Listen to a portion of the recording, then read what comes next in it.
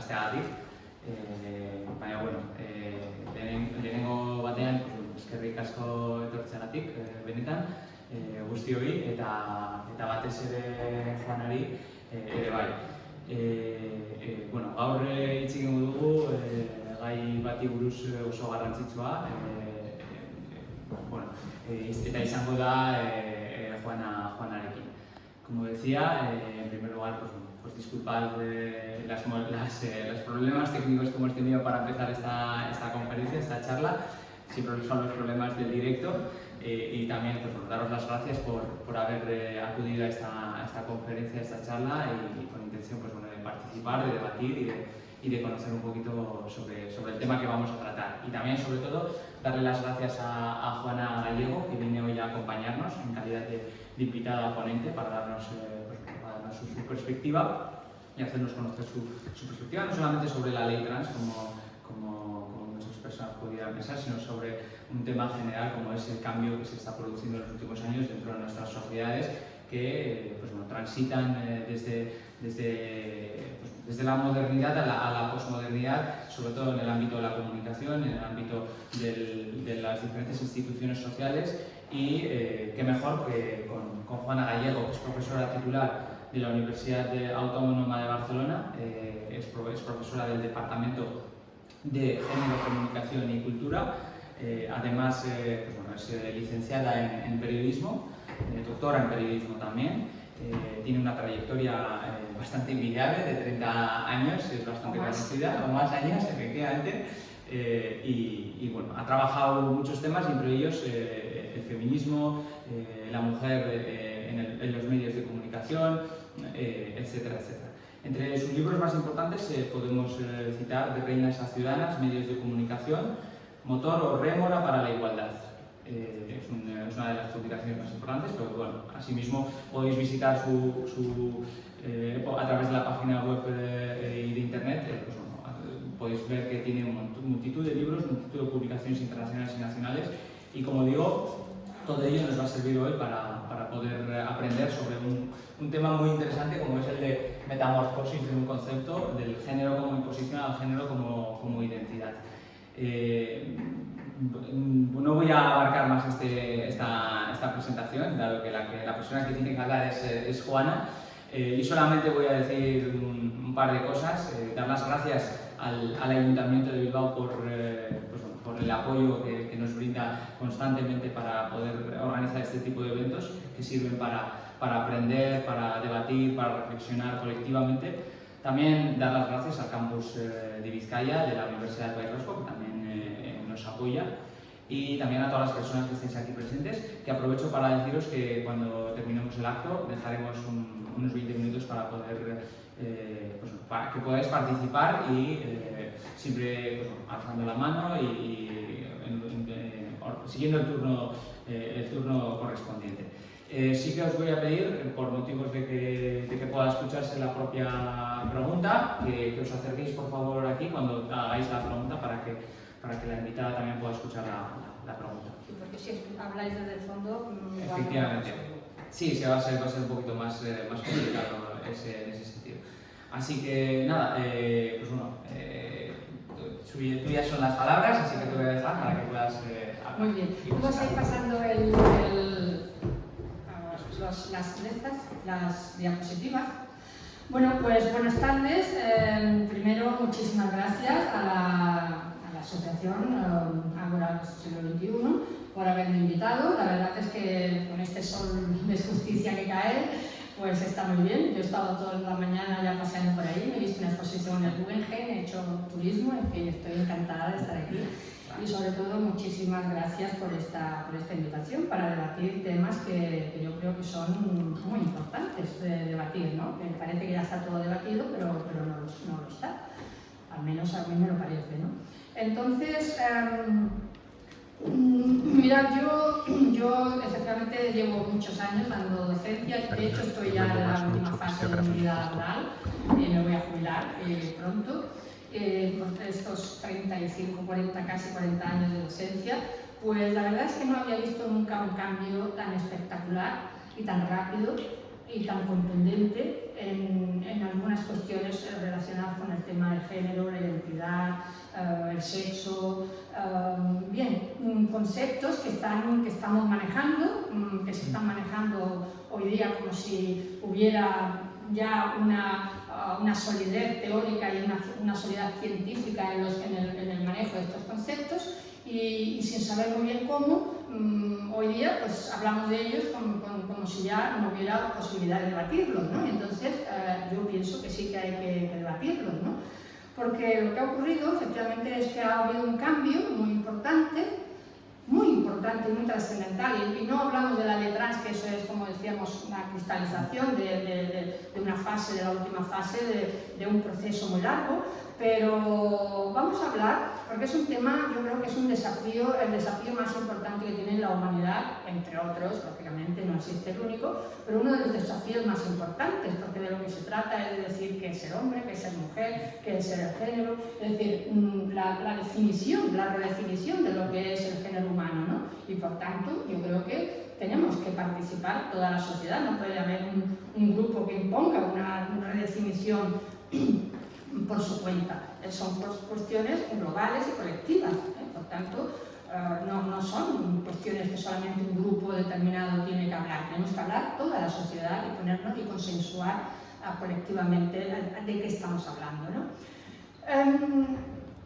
La idea es, ¿por qué? ¿Qué ha ocurrido en la sociedad para que la gente de la calle, que no tiene mucha idea de lo que estamos hablando, y en muchos formularios aparezca ya no el sexo que era el formulario habitual, que había cuando ibas a cualquier sitio para inscribirte, había hombre y mujer y punto, no había nada más. Pues ahora depende, ya no hay sexo, y en muchos formularios ya no se pone sexo, se pone género, no se sabe, pues se puede poner hombre, se puede poner mujer, se puede poner no binario, se puede poner trans, depende de qué combinaciones, en todo tipo de formularios, ¿no? ¿Y esto qué consecuencias va a tener? Es decir, ¿y de dónde viene sobre todo? Mirad, yo una de las cosas que digo es que yo no cuestiono a las personas individualmente consideradas. Es decir, yo no critico a nadie, ni le digo a nadie lo que tiene que hacer, individualmente considerado. Es decir, no digo, no hablo de personas en concreto, no me dirijo a una persona en concreto. Cada uno, cuando ya sobre todo es mayor de edad, es libre de hacer de su vida lo que considere, ¿no? Por supuesto, y no es criticable, ¿eh? Yo no critico personas. Lo que hago es reflexionar y pensar sobre conceptos, ¿eh? Y eso me gustaría que quedara claro, porque cuando hablo no ataco a personas concretas en sus decisiones personales, individuales. Lo que hago es una reflexión general. Mira, también os tengo que decir que yo hablo mucho, soy como Fidel Castro en sus mejores años, que hablaba 8 horas seguidas. Ya no, el pobre no puede hablar más, ¿no? Pero ya habló lo suyo en su época. Y hablaba 8 horas, como aquel, pues yo también puedo hablar 8 horas, pero no puedo hablar 8 horas para no aburriros demasiado. Pero, ¿dónde vamos a situar y cuál ha sido el cambio o cómo se ha producido este cambio tan espectacular y sobre todo tan rápido? Para que hablemos, por ejemplo, de sexo asignado al nacer. Sexo asignado al nacer. ¿Quién asigna? El médico que está allí, la enfermera, la matrona que dice pito, pito, colorito, a este le ha tocado el niño, a este le ha tocado el niño. ¿Quién asigna el sexo? Pues hoy día se utiliza con normalidad como el sexo asignado al nacer. El sexo, yo tuve 2 hijos y supe cuál era su sexo muchísimo antes de parirlos. Cuando me hicieron una amniocentesis, cuando me hicieron una ecografía, cuando me hicieron pruebas, depende, ¿no? Por tanto, no se asigna cuando nace, ya viene en el puesto, ¿no? Por tanto, ¿cómo hemos llegado hasta aquí? Esa es la pregunta y esa es la reflexión importante. Yo lo sitúo en cómo se ha explicado la historia y los relatos, los grandes relatos, ¿no? Y cuando digo el fin de los grandes relatos es que de alguna manera hemos acabado estos grandes relatos que daban una explicación de la vida, del sentido de la vida, ¿no? Y entonces el relato número 1 era el cristianismo, ¿no? Es decir, la vida, el mundo tiene un objetivo y es la plenitud, por decirlo así, ¿no? La plenitud. Vamos hacia la sociedad que nos hemos inventado, porque son obviamente relatos, y los relatos significan invenciones. Nos hemos inventado, los seres humanos hemos inventado unos relatos para darle sentido a nuestra vida.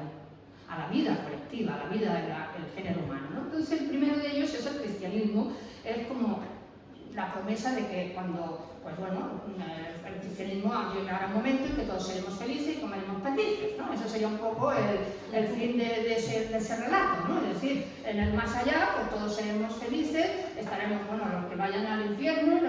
Es decir, todas esas cuestiones, de alguna manera que ya han pasado un poco, sobre todo en general, en la actualidad, ¿no? Pero está ahí, es un relato. El relato número 2 es el de la ilustración, ¿no? A través del conocimiento, a través de la ilustración, a través de la sabiduría, llegaremos a un momento de plenitud. A través de la razón aplicada a la sociedad, llegaremos a un momento en que toda la sociedad estará iluminada y por tanto todos seremos felices y lo mismo comeremos perdices. El relato número 3 es el marxismo, ¿no? El marxismo como promesa de que al fin de la historia también va a triunfar la igualdad de todos los seres humanos, ¿no? Aquello de como cantaba la Bordeta, ¿no? Habrá un día que al levantar la vista, habrá un día que, ahora no me acuerdo del poema, pero era algo así como que llegará el día que ponga libertad, ¿no? Es decir, que, bueno, pues son un relato. Ahora no me acuerdo, habrá un día que todos al levantar la vista veremos un futuro con la libertad.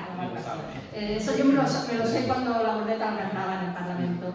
Tenemos una tierra. Bueno, lo cantaba con su guitarra, quiero decir. Y luego el capitalismo, que es, digamos, el último relato como promesa también de a través del capitalismo, del consumo y del individualismo exacerbado en el que vivimos actualmente, pues vamos a ser felices.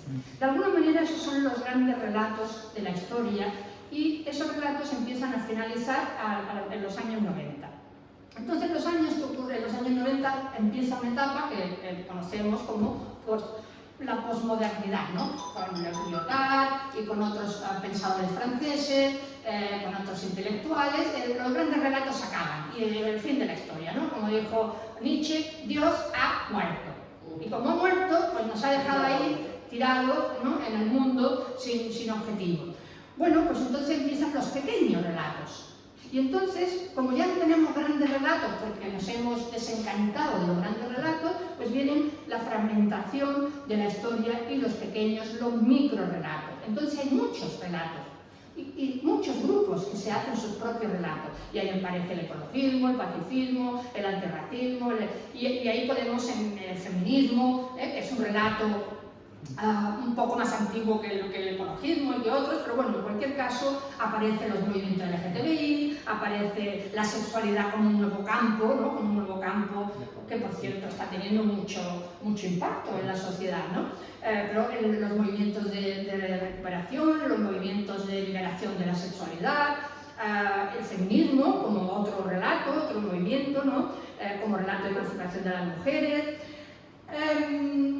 Y como, claro, como estamos en el tema de feminismos, bueno, hacia dónde vamos, yo no quiero hablar de feminismo, yo lo que quiero comentar es un poco los conceptos de género, de cómo se han evolucionado, ¿no? Pero sí que es verdad que de alguna manera el feminismo tiene mucho que decir aquí, porque los 40 años que llevamos de alguna manera las estudiosas estudiando estos temas, pues lo hemos hecho desde una mirada feminista, es decir, desde un punto de vista de ese movimiento que se llamaba de emancipación de las mujeres y que de alguna manera ahora está un poco también diluido o está fragmentado, es que esa idea de que el feminismo está dividido, de que hay muchas corrientes, de que hay incluso corrientes contrapuestas, que son incompatibles, todo el mundo es feminista, todos los partidos son feministas, resulta que, bueno, todo el mundo es feminista.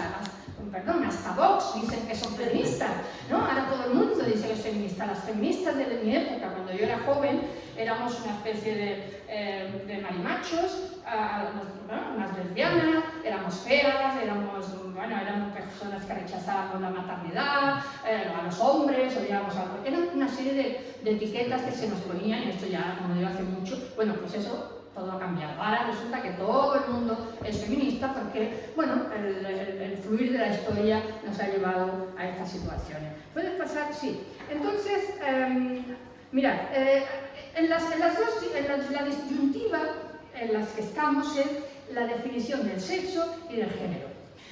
Como veis, en estas dos definiciones, lo que pasa que, como yo lo tengo aquí de alguna manera, las estudiosas de todas las que hemos estudiado estos temas desde hace mucho tiempo, considerábamos que el género, el sexo, era la parte, nuestro cuerpo biológicamente dotado con unos genitales, pero no solamente unos genitales, sino también todo un aparato reproductor, una serie de cuestiones, es decir, nuestra fisiología, pues que nos divide, la especie humana la divide en sexo, en macho y hembra. Y eso es una evidencia científica. Quien quiera decir que hay 5 sexos, como Fausto Sterling en su momento escribió un libro que se llamaba Los 5 sexos, que por cierto luego se retractó y dijo que era solamente una cuestión irónica, pues vaya cuestión irónica, ¿no? Pero lo que ha traído después es esta cuestión irónica. Bueno, pues los sexos, el sexo es binario y no hay más. Entonces, pues a mí, que me perdonen a las personas que dicen, no, pero ¿y la intersexualidad? La intersexualidad es una ambigüedad genital, una ambigüedad incluso cromosómica, podríamos decir, pero no configura un tercer sexo. No configura. El 99,9% de las personas nacemos con un sexo físico y fisiológico muy concreto. Y hay algunas posibilidades de nacer con una intersexualidad genital o cromosómica existe, pero igual que existe la posibilidad de que nazcamos con 6 dedos o que nazcamos con una pierna, pero el ser humano es bípedo. Tenemos 2 piernas, 5 dedos en cada mano, tenemos 2 ojos, 2 orejas y ya está, es así. Aunque podamos nacer, por supuesto, la posibilidad de nacer de otras formas existe, pero eso no quiere decir que haya diferentes tipologías de ser humano, ¿no? Bueno, pues eso es el sexo. Y el género siempre habíamos considerado que era aquellas actitudes, el mecanismo mediante el cual se configura lo que es femenino y lo que es masculino. Es decir, lo que tienen que ser los hombres, lo que tienen que ser las mujeres. Por tanto, es una imposición social, es un invento, es una invención que se superpone a nuestros cuerpos sexuales. Pero no es una invención, está jerarquizada en la historia de la humanidad, ahí lo podemos leer, lo podemos ver. Es decir, los sexos no han estado en igualdad de condiciones. Ha habido un sexo que ha tenido una prevalencia, el masculino, en los hombres, y ha habido otro sexo que ha sido el que ha estado a lo largo de la historia pues más excluido, más callado, más expulsado de la esfera pública y más discriminado. Bueno, pues eso es lo que hemos dado en llamar el género como corsé, el género como un elemento que constituye una imposición social, es decir, y a través del género, el género constituye una de las primeras relaciones de poder sociales basadas en las diferencias que distinguen a nuestros cuerpos. Pero no podemos, es decir, sexo y género están intrínsecamente relacionados, no podemos disociarlo. Pero el sexo ha servido de base a través de la cual o sobre el cual se ha constituido el género. Entonces, salirse de las normas de género, pues, efectivamente tiene un precio, ¿no? La mujer masculina o el hombre femenino, pues no se contemplan, ¿no? Porque los hombres tienen que ser masculinos y las mujeres tienen que ser femeninas. Pero eso es una construcción. ¿Quién dice que tenemos que ser femeninas las mujeres y masculinos los hombres? Puede haber una mujer más masculina y puede haber un hombre más femenino, pero eso no quiere decir que haya ni un tercer sexo ni tropecientos mil géneros. Es decir, es la expresión de cómo las personas nos relacionamos. Entonces, de alguna manera, por ejemplo, estas pequeñas definiciones, por ejemplo, Gerda Lerner, en un libro que se llama La creación del patriarcado, dice: el sexo y el género, el sistema de los dos, es lo que determina... ¿Puedes pasar? No, sí, la siguiente. Sí, porque me parece que lo veo. Sí. Es que no lo veo porque como está un poco... Sí, es esa. Sí, es esta, ¿verdad? Es esta. El sexo y género es el que determina que las mujeres tengan niños, porque somos las mujeres las que tenemos el aparato reproductor necesario para parir, ¿no? El sistema sexo-género es el que determina que las mujeres tengan niños, pero el sistema de sexo-género es el que determina que sean ellas las que tengan que cuidarlo. Es decir, en ningún sitio está establecido que cuidar a una criatura sea única y exclusivamente una labor de mujeres, ¿no? Por tanto, ese sistema es el que hace posible el hecho de que las mujeres tengan que cuidarlos, ¿no?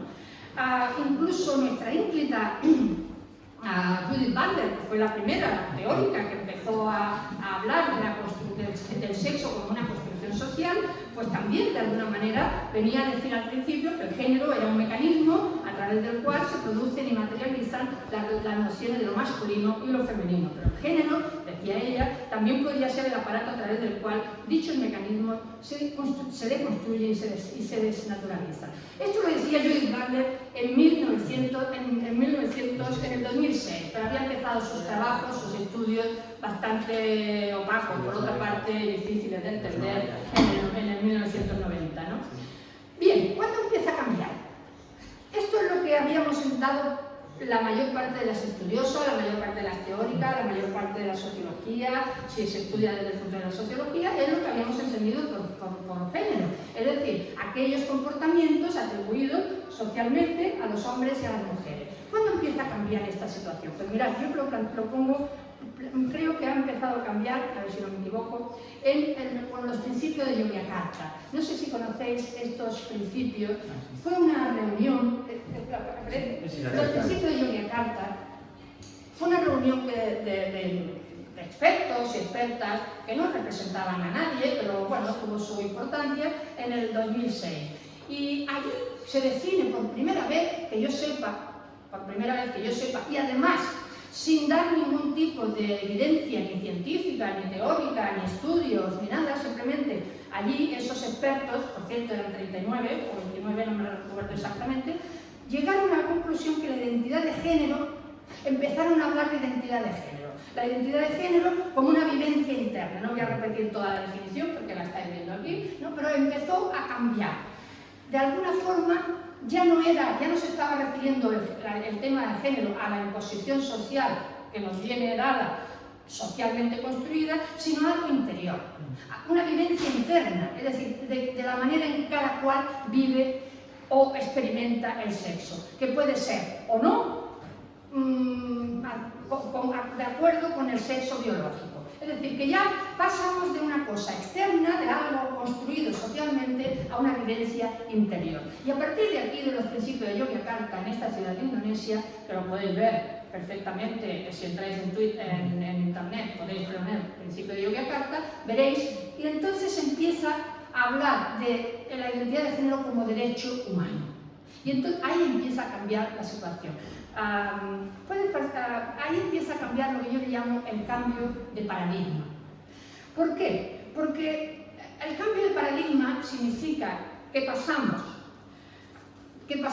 de la primera columna, que pone el género como imposición social, al género como identidad. Es decir, hemos cambiado la idea de género como algo que nos viene dado desde el exterior y que nos viene impuesto, a algo que surge de dentro, a algo que es una vivencia interna. Entonces, claro, hay toda una serie de cuestiones que van relacionadas las unas con las otras. Por ejemplo, la realidad exterior que no depende de nuestra voluntad, está ahí, no depende de nosotros, ¿no? En cambio, según el nuevo paradigma, la realidad interior es subjetiva. Es decir, lo que domina es lo que yo siento, lo que yo me pienso, mi autopercepción. No me importa lo que haya afuera, porque yo me siento tal cosa. Y por tanto, pasamos de una cosa objetiva, que es la realidad que hemos visto o que hemos acordado socialmente, que es la verdad, es decir, la realidad exterior, pasamos a una realidad subjetiva, que cada cual la define según su deseo. Por tanto, pasamos de una dimensión colectiva a una dimensión individual. El género es una construcción social que nos afecta a hombres y mujeres, pasamos a una dimensión individual, cada cual se hace su propio género, cada cual tiene su idea de lo que debe ser el género. Yo me considero esto, yo me considero lo otro, yo me siento, yo pienso, es decir, entramos en un concepto totalmente individual. El sexo ha sido relevante socialmente, ¿cómo no lo va a ser? Porque la sociedad está estructurada. Y además no solamente en nuestro ámbito cultural, sino internacionalmente está estructurada por sexos. pues bueno, pues el sexo pasa a ser totalmente irrelevante, porque no importa, porque lo que importa es lo que yo pienso, lo que yo siento, lo que yo tengo en mi interior. No importa mi cuerpo, no importa el cuerpo con el que hemos nacido, porque es irrelevante y por tanto da igual el cuerpo que tengamos. Lo que importa es el sentimiento interior, ¿no? Por tanto, el género pasa a ser considerado como una cuestión innata. Es como si ya naciéramos con el género incorporado. Claro, eso plantea una pregunta muy importante. O somos creyentes y creemos que tenemos un alma, volvemos al platonismo o a la edad escolástica. El alma, el cuerpo es nuestra cárcel, la cárcel del alma, porque dentro de mí hay algo que no coincide con mi cuerpo. O somos creyentes y creemos en el alma, o la explicación científica, si no se es creyente, es el cerebro. No hay otra explicación. O tenemos una dualidad. Cuando yo digo dentro de mí tengo mi ser profundo, que no coincide con mi cuerpo, es como mi cuerpo, estoy encerrada en un cuerpo equivocado, lo que se suele decir del cuerpo. Puedes nacer en un cuerpo equivocado. Luego quiere decir que antes de nacer ya somos algo. A ver, hay que hacerse las preguntas. Antes de nacer ya somos algo. Ya nuestra alma o nuestro cerebro está sexuado. Entonces, quiere decir que creemos en que hay cerebros de hombres y cerebros de mujer, cerebros que ya tienen sexo y por tanto no se puede cambiar, evidentemente. Pero yo y otras personas como yo planteamos que el sexo, o sea, que la identidad es una cuestión que se hace en interacción con los demás. No nacemos ya con una identidad, porque si naciéramos con una identidad, esa identidad quiere decir que ya es inamovible. Y entonces las diferencias culturales, por ejemplo, ¿cómo las explicamos? Yo soy andaluza, aunque llevo mucho tiempo en Cataluña, pero si la identidad fuera innata, es decir, pues ya aprender, los andaluces naceríamos tocando las castañuelas, ¿no? Los vascos con vuestra chapela y bailando los catalanes bailando la sardana y los gallegos tocando la gaita y los madrileños no sé qué, porque ahí hay una mezcla rara, ¿no? No nacemos con identidad. Si a mí me trasladan de bebé aquí, pues hablaré vasco o amaré un determinado folclore, hablaré una determinada lengua y todo eso se construye en identidad, o sea, en relación con los demás. En relación con los demás. Por tanto, las identidades no son algo fijo, inmutable que tenemos dentro de nuestro cuerpo y que es una esencia que aparece de forma no sabemos cómo, ¿no? No, las identidades son construcciones sociales y dependen, como digo, de interaccionar con nuestra familia, con nuestros amigos, con la escuela, con los medios de comunicación, en fin, con los demás. Eso es la identidad. Por tanto, reducir la identidad a algo innato, a algo con lo que ya nacemos, o bien creemos en que existen sexo en nuestro cerebro, eso sí que es biologismo. Cuando nos dicen a muchas feministas que soy biologista, no, porque nosotras creemos, o muchas planteamos que el sexo no tiene por qué determinar la vida de nadie, ni es condicionante para determinar la vida de nadie. Pero no creemos en que el sexo esté en el cerebro y ya haya sexo de hombre, sexo de mujer, sexo de macho, sexo de hembra. Eso sí que es biologismo. Por tanto, nosotras consideramos que eso es una construcción y que hay una autora, que es una neurocientífica que se llama Gina Rippon, que ha escrito un libro muy interesante que se llama el cerebro, el género y nuestro cerebro, el cerebro y el género, ¿no? Y después de miles de escáneres, de miles de estudios, ha llegado a la conclusión, junto con otras muchas neurocientíficas, que no existe la diferencia, que es la sociedad. Es decir, una sociedad con género producirá a la larga, evidentemente, que nos vayamos adaptando a lo que se espera de nosotros y por tanto acaba nuestra plasticidad, la plasticidad humana hace que acabemos representando ese rol masculino o ese rol femenino. Pero un bebé que nace no viene con el género incorporado. Por tanto, esa idea de que el género surge del interior y puede surgir desde los 3 años a los 50 o cuando tienes 60, y hay una persona que dice, es que yo he descubierto mi ser interior, y la pregunta es, bueno, y antes de ser ese ser interior, ¿qué otro ser era? Es decir, hay esa dualidad, esa dualidad interna. Tú tienes un alma o algo ahí flotando y se encarna en un cuerpo que no le toca. Son preguntas que hay que contestar y sobre las cuales hay que reflexionar. No se puede decir solamente, bueno, el género, que cada uno defina lo que es el género. Claro que cada uno tiene libertad para definir, pero tenemos que saber que hay cosas que son colectivas y hay cosas que son que tenemos que consensuar, que no cada uno puede hacer lo que le dé la gana, depende de qué asunto. Hay otros que sí, ¿no? Bueno, por tanto, el sexo, tradicionalmente se ha considerado que hay que abolir los estereotipos de género, pero el género como identidad significa que se refuerzan los estereotipos de género. Siempre se ha luchado contra los estereotipos de género porque condicionan nuestra vida, en cambio el género como identidad lo refuerza. El sexo es binario porque hay machos y hembras, como otras muchas especies. El sexo es un espectro, o si no es un espectro, hay diversidad. Algunas autoras consideran que hay diversidad. El sexo es inmutable y dentro de 500 años un antropólogo puede venir y descubrir en nuestros huesos a cuál sexo pertenecíamos. El sexo se puede cambiar a voluntad. Bueno, a voluntad. Después de una serie de... claro, no cambia nadie el sexo así, aparte de que yo personalmente creo, y yo otras personas, que no se puede cambiar, sino que se puede aparentar mediante procesos hormonales o procesos quirúrgicos. No importa si no se ve, simplemente era que quería decir que yo pienso que pasa a la siguiente, sí. Por tanto, volvemos a la pregunta que nos hacíamos al principio. ¿Cómo hemos llegado hasta aquí? Bien, pasa a la siguiente, porque esa está un poco oscura. ¿Cómo hemos llegado hasta aquí? Pues yo creo que hay una explicación.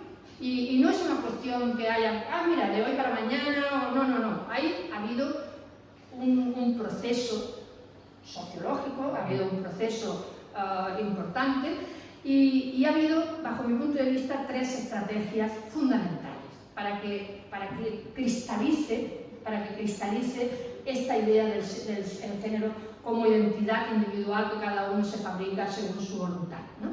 Primero, la coartada intelectual. Es decir, donde hay que ir primero para intentar cambiar las ideas es a la universidad y a los centros de enseñanza, es decir, a la academia.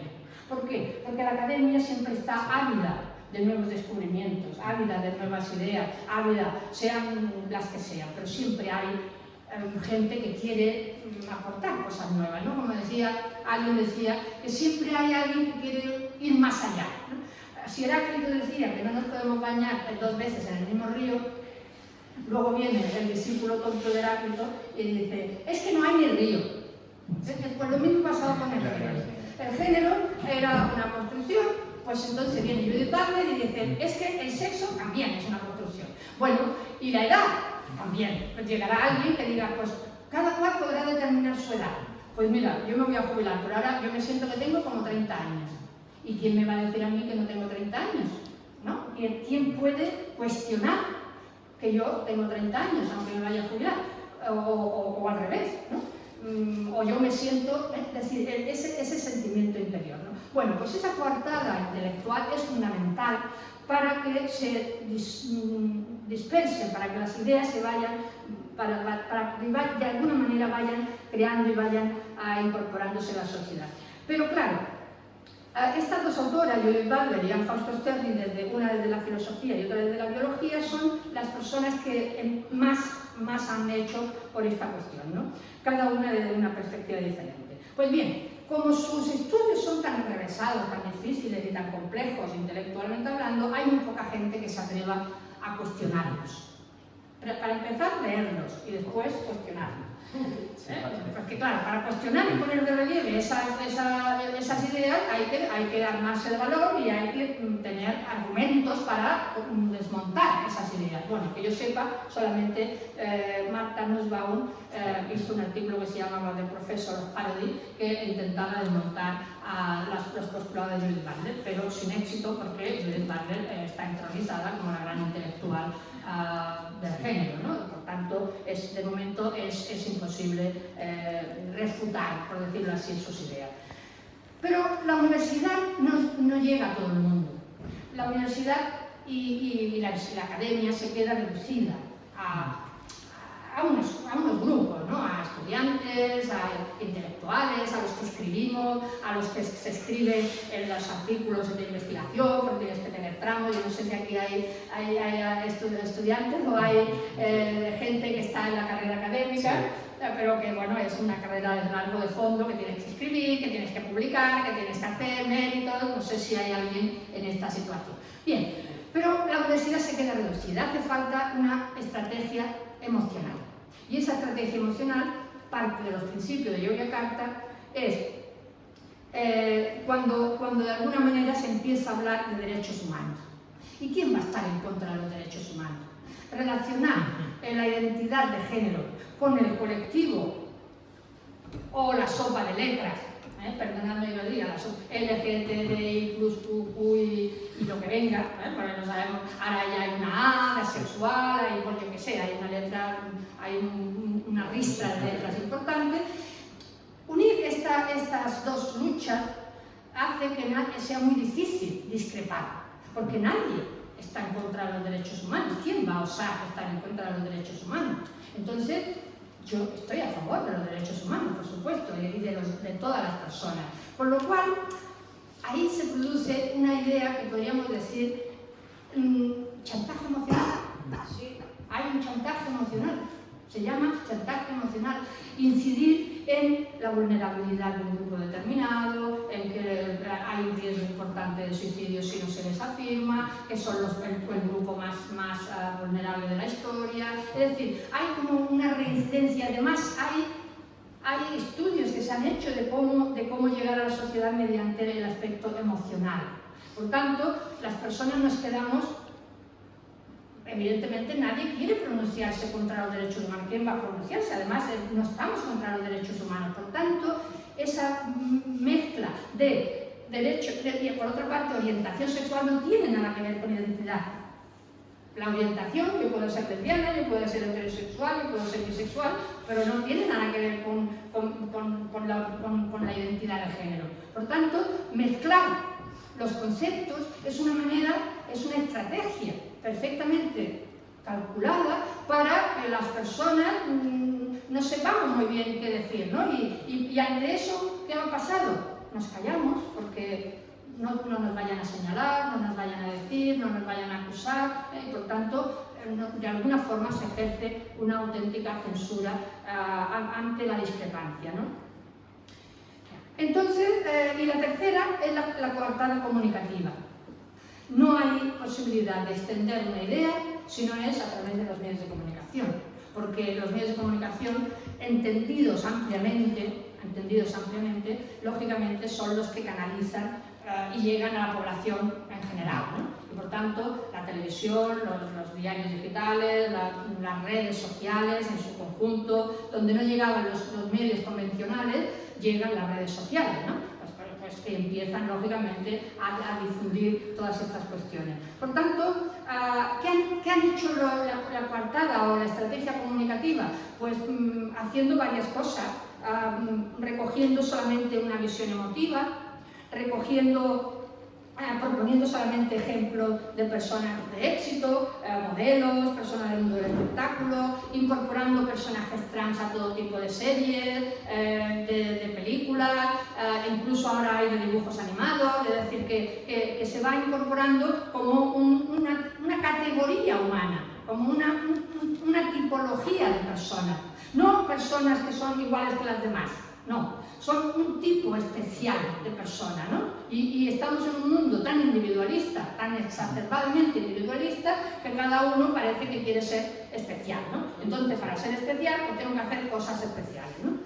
Pues bien, los medios de comunicación difunden, recogen esta idea, pero además silencian a todas aquellas posturas que contradicen un poco esta idea idílica de que se puede hacer una transición, de que puedes cambiar de sexo, de que qué feliz que van a ser si cambian de género. Es decir, ese cuento, ese relato de la felicidad, de que te va a dar el hecho de que tu cuerpo, adecues tu cuerpo a lo que tú sientes, ¿no? Normalmente, la que está equivocada es la sociedad. Pero ahora lo que hace falta es que el individuo se adecue a la sociedad y no que la sociedad se adecue al individuo. Es decir, que para ser feliz no hace falta cambiar la sociedad, no hace falta criticar los géneros y la división por géneros y la desigualdad entre géneros y tal. No, lo que hace falta es que tú cambies a ti mismo. Entonces, todo se basa en el individuo como capacidad de actuar y de hacer cosas, ¿no? Pues bien, los medios de comunicación han evitado profundizar en el tema, no han investigado a fondo, han silenciado cualquier aproximación crítica al discurso transgenerista, han ignorado las evidencias científicas que existen y que otros países ya están llevando a término, por ejemplo Suecia o otros países, Finlandia, que empezaron hace mucho tiempo con estas cuestiones, ya están dando marcha atrás, por ejemplo, en el hecho de no hormonar a criaturas menores de 18 años, es decir, que si el caso se empieza la hormonación que sea de adultos, pero no de menores, y se está experimentando con menores. Los menores no tienen por qué empezar unas transiciones hasta que no tengan su personalidad totalmente hecha, y aún así igual no se tiene nunca, ¿no? Porque siempre estamos en proceso de cambio. Como decía, la identidad es cambiante, la identidad es pues yo voy aprendiendo cosas nuevas, me incorporo a un lugar diferente y cosas así, ¿no? Por tanto, los medios de comunicación han creado esta visión idílica, este relato, y han asimilado el discurso totalmente, han obviado los discursos críticos y silenciado, en su caso, a personas que han pensado, que han reflexionado, que estamos reflexionando sobre el tema, pero como no interesa porque es una visión crítica y discrepante, pues mejor no tocarlo, y los medios de comunicación han pasado de este tema. Y muy importante, asimilando la crítica que muchas personas hacemos al pensamiento conservador.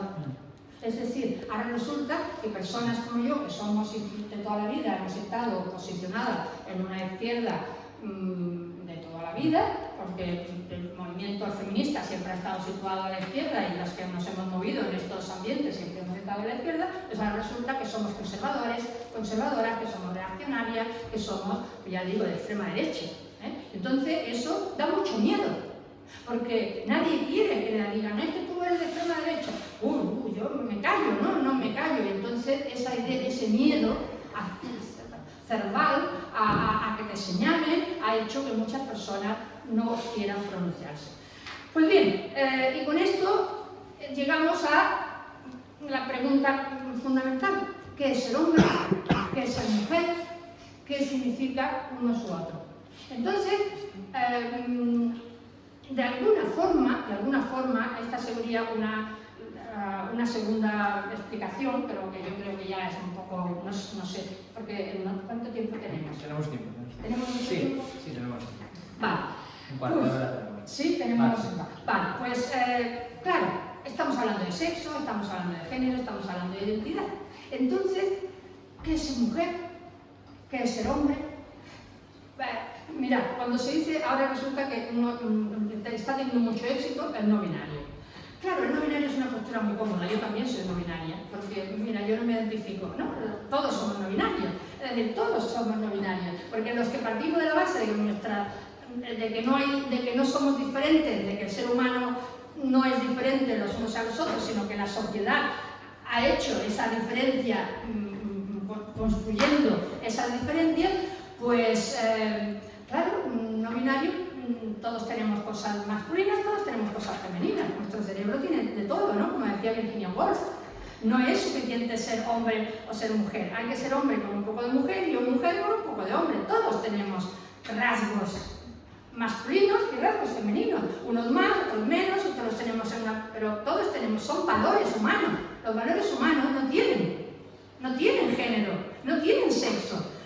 O si llegamos a la conclusión de que lo tienen, entonces resulta que estamos en un determinismo biológico, es decir, de que creemos que no hay posibilidad de cambio. Si partimos de esa realidad, pues vale, pues habrá que llegar a la conclusión de que no hay posibilidad de cambiar, pero las que pensamos que sí que hay posibilidad de cambiar, creemos que todos los seres humanos tenemos los mismos valores. ¿Y por qué los hombres tienen que ser fuertes y los hombres tienen que ser valientes y los hombres tienen que ser aguerridos y las mujeres tienen que ser sumisas y tienen que ser complacientes y tienen que ser condescendientes? ¿Y por qué? ¿Cómo diría? Creo que bueno, no más débiles en el sentido biológico, sino que más contemporizadoras, ¿no? ¿Por qué? Porque esas son cosas aprendidas. Hay que ser valiente. Pues vaya gracia, ¿no? Tener que ir a la guerra, ¿no? Si los hombres tienen que ir a la guerra, pues vaya gracia que a los hombres les debe hacer ir a la guerra, ¿no? Porque tienen que ser valientes. Todo eso son construcciones sociales.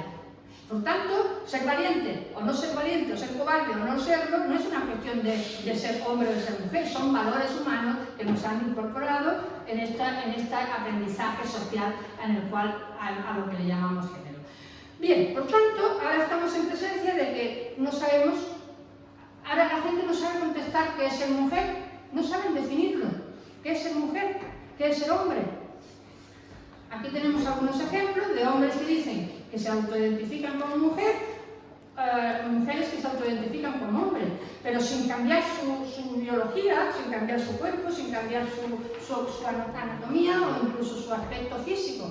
Por lo tanto, pasa a la siguiente. A la otra. Por ejemplo, ¿ven? Aquí tenemos imágenes que no sé si se ve muy bien, no sé si se... Pasa otra, más. ¿Ya no hay más? Vale, bueno, pues entonces ahora resulta, claro, si ya no sabemos definir lo que es un hombre o una mujer, pues podemos llegar a decidir, lógicamente, hay mujeres con pene y hay hombres con vagina. Pero eso nos trastoca todo lo que hemos considerado como verdad o como realidad exterior. Entonces, llegamos a la conclusión de que si el hombre con vagina o con útero y mujeres con pene, pues resulta que no hay diferencia entre hombres y mujeres. ¿O no? Es decir, la conclusión lógica, por tanto, que nos lleva es, pues no hay diferencia, porque si uno puede tener pene siendo mujer o uno puede tener vagina siendo hombre, pues entonces ¿dónde está la diferencia? Llegamos a la conclusión de que no hay diferencia. Vale, muy bien, definamos. A partir de ahora definamos lo que es ser hombre, lo que es ser mujer. Pero no puede ser definido solamente por un grupo determinado o por una minoría social. Vamos, discutámoslo, qué es ser hombre, discutamos qué es ser mujer. Pero eso tiene que ser una discusión social. No puede ser que cada uno defina a su manera o según su parecer lo que es. Porque cuando nos dicen, bueno, ¿y a ti qué te importa lo que hagan los demás? ¿No? Esa es la pregunta que nos dicen fundamentalmente. ¿Y a ti qué te importa lo que si tú eres una mujer? ¿A mí qué me importa? Y si yo me defino como hombre, ¿a quién le importa? Pues sí, me importa. Porque son cuestiones sociales, porque no depende, porque ser hombre y ser mujer no ha sido una cosa arbitraria y la historia de la humanidad hemos sido individuos. Ahora somos cuerpos. ¿Vale? Somos cuerpos. Vamos a hablar de los cuerpos, entonces, ¿no? Pero si esos cuerpos no son... Esos cuerpos tienen la igualdad, no lo tienen, hay diferencias entre ellos, no las hay, es decir, vamos a hablar. Por tanto, es muy importante ver cómo estas fases, la implantación de la teoría de la identidad de género, no ha sido algo así que ha surgido de la nada, sino que hay una teoría política que se llama la ventana de Overton, que los que estudiáis sociología seguramente lo habréis estudiado, y los que no, pues podéis entrar y poner en Google ventana de Overton y veréis cómo cómo se establecen las cuestiones que pueden ser impensables se acaban haciendo pensables. Por ejemplo, la pedofilia. ¿A cualquier de nosotros hoy día estaría de acuerdo con la antropofagia? Con el canibalismo. Igual la gente no sabe lo que es. El canibalismo. Que hagan lo que quieran, ¿no? O sea, ¿estaríamos de acuerdo en que nos comamos los unos a los otros? O la zoofilia. O la zoofilia. La pedofilia. La esclavitud, pero no la esclavitud que existe moderna, no, la esclavitud de comprar a las personas, ¿no? Yo te compro y yo me compro, te compro y eres mi esclavo, ¿no? Y por tanto te llevo a casa y te vendo si no me interesa la esclavitud. ¿Aceptaríamos esas ideas? No, posiblemente. Bueno, pues según la ventana de Overton, hay mecanismos a través de los cuales y mediante los cuales se pueden imponer ideas que en principio parecen absolutamente ilógicas y irracionales, se pueden llegar a entender. La primera fase es una idea más radical que la anterior, lo que os decía antes, ¿no? Si el género es una construcción, el sexo también, y la edad también, y la discapacidad también. Ahora se empieza a hablar, y no sé si lo habéis oído, de la teoría Cribb. ¿Sí? ¿Alguien ha oído hablar de la teoría Cribb? Bueno, pues también ahora se empieza en las universidades a hablar de la teoría Cribb. La teoría Cribb es que la discapacidad también es una identidad. Yo también soy, por eso decía que si hablarais por el micro, porque yo tengo también una discapacidad, aunque más ligera, pero tengo un 33% de pérdida de discapacidad auditiva, ¿no? Reconocida por la Generalitat. Bueno, pues también la teoría Cribb va en el mismo camino que la teoría queer. Va a ser el mismo camino. Es encontrar una idea más moderna, más radical, que rompa con lo anterior. La segunda fase es la organización de jornadas. Entonces se empiezan a organizar jornadas, se empiezan a publicar artículos, se empiezan a publicar... Y los principios de Yogyakarta, como os he dicho, es esta segunda fase. La tercera es el dinero. Ahí empieza a haber grupos que financian, interesados en que se difundan estas ideas, ¿no? Y entonces se financian actividades, las instituciones empiezan a incorporar esos principios en sus directivas, en las normativas, se intenta relacionar con los derechos humanos, porque eso es una manera fundamental. Mirad, hay artículos y hay un bufete de abogados muy importante que se llama Denton, que ha hecho un catálogo de lo que hay que hacer para implementar una idea nueva. Sobre todo, vincularla con los derechos humanos y con el aspecto emocional. Y segundo, que no se hable mucho en los medios de comunicación. A ser posible que las cosas pasen, pero que no se hable mucho para no profundizar en el tema.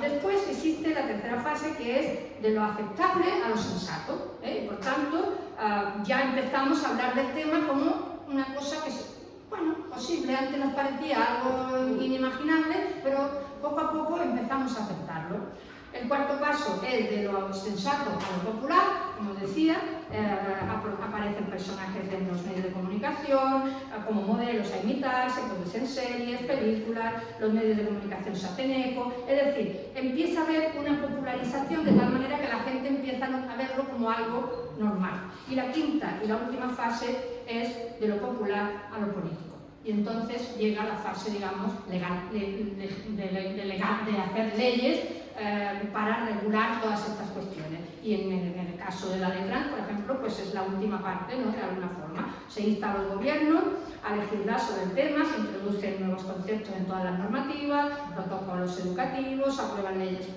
más o menos similares en España concretamente, se han aprobado en todas las comunidades, se introducen sanciones económicas para quienes incumplan estas leyes, se penaliza la discrepancia, es decir, de alguna manera se empieza la cuestión legal. Y estas cinco fases están perfectamente estudiadas según este señor que inventó la teoría de la ventana de Overton. Es un político, murió muy joven, pero inventó esta idea de la ventana de Overton, que ideas muy radicales al principio, depende de cómo se vaya dosificando y dependiendo de las diferentes fases, acaban siendo finalmente aceptadas por la sociedad. Y esto es lo que ha pasado, a mi juicio y a juicio de otras personas, con el tema. Bueno, por tanto, no os quiero, ya podemos acabar más o menos. Hay algunas referencias, por si a alguien le interesa, por ejemplo, la espiral del silencio, que habla de cómo una teoría dominante puede acabar silenciando a la oposición o a las voces discrepantes, ¿no? Porque la teoría de la espiral del silencio va creando como una especie de vacío sobre las personas que no están de acuerdo con esas ideas, entonces acaban inhibiéndose de participar o incluso de manifestarse por miedo a la discrepancia, por miedo a lo que dirán los demás. Y la ventana de Overton, como digo, la ventana de Overton, podéis ponerlo en internet, o podéis ponerlo y lo veréis perfectamente, que aparece todos los pasos que yo he ido notando. Pues bien, la conclusión final a la que llegamos es, como os decía antes, si hace falta resignificar lo que es ser humano, ¿qué es ser humano hoy? ¿Qué es ser hombre? ¿Qué es ser mujer? ¿Qué es ser no binario? ¿Qué es ser trans? Discutámoslo. Pero hay que discutirlo. Lo que no se puede es imponerlo. Lo que no se puede es que haya una imposición tal que una no pueda discutir, porque estos temas que hace 5 años nadie sabía lo que significaban, ahora resulta que no se pueden debatir. ¿Por qué? ¿Quién ha dictaminado? ¿Qué descubrimiento científico inapelable, como por ejemplo que la Tierra es redonda, o que el Newton, que descubrió la ley de la gravedad, ¿no? o tantos, o el sistema sanguíneo, ¿no? Aquello que quemaron a Servet porque defendía el sistema límbico, en fin, ¿qué descubrimiento irrefutable y quién lo ha hecho? ¿Quién ha hecho el descubrimiento irrefutable e incontestable que diga que la identidad de género es ¿dónde está? ¿Dónde está? ¿Por qué no se puede discutir? ¿Quién ha dicho? ¿Quién ha dictaminado que no se pueda discutir? ¿Por qué no se puede discutir? Bueno, pues ahora a mí me están viendo, ahora el otro día en la Carlos III había un grupo diciendo a otras personas de mí, fuera transfobas de la universidad. Yo no odio a nadie, no tengo, tampoco amo a todo el mundo, ¿eh? No vayamos de ahí, tampoco voy dando besos de ahí a todo el mundo con un amor incondicional, ¿entendés? Pero no odio a nadie, no critico las acciones ni las actitudes ni las elecciones de nadie, pero lo que sí que reclamo y es un debate tranquilo, sereno y sobre todo podamos poner sobre la mesa conceptos que no están ni mucho menos acreditados científicamente. Tanto si yo digo que la Tierra es redonda, pues es una evidencia científica, pero si decir, la Tierra es plana, bueno, pues no, pues la Tierra no es plana, pues entonces ahí hay una evidencia científica, ¿no? Entonces, cuando alguien descubre evidencias científicas irrefutables, pues tendremos que llegar a la conclusión de que, vale, el sexo no existe, o el sexo es un espectro, o la identidad de género está en un punto del hipotálamo y ahí no se mueve. Bueno, pues cuando alguien descubra estos conceptos, o investigadoras, investigadores, gente que está haciendo estudios y sean irrefutables, pues habrá que aceptarlo. Pero mientras tanto, perdonadme que os diga, pero yo me reclamo mi derecho al debate sobre todas estas cuestiones. Y eso sin entrar en discusión del derecho que asiste a cada persona a hacer con su vida lo que considere oportuno. Pero hay cosas que tienen que ser discutidas colectivamente, porque colectivamente nos afectan a todas las personas.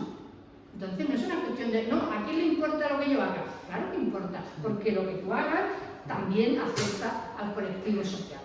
Bueno, esta es mi reflexión que pongo a vuestra disposición para que cualquiera que quiera aportar y debatir y comentar, pero lo que tenemos que hacer es eso, debatir, comentar y reflexionar para llegar para crecer todos y para que tengamos mayores conocimientos y mayores, para tener un juicio propio, ¿no? Para tener un juicio de decir, a ver, ¿yo qué pienso? No lo que piensan fulanito, los menganitos y lo que me hagan pensar, no. ¿Yo qué pienso? Cada uno de vosotros, cada una de nosotras, ¿qué piensa?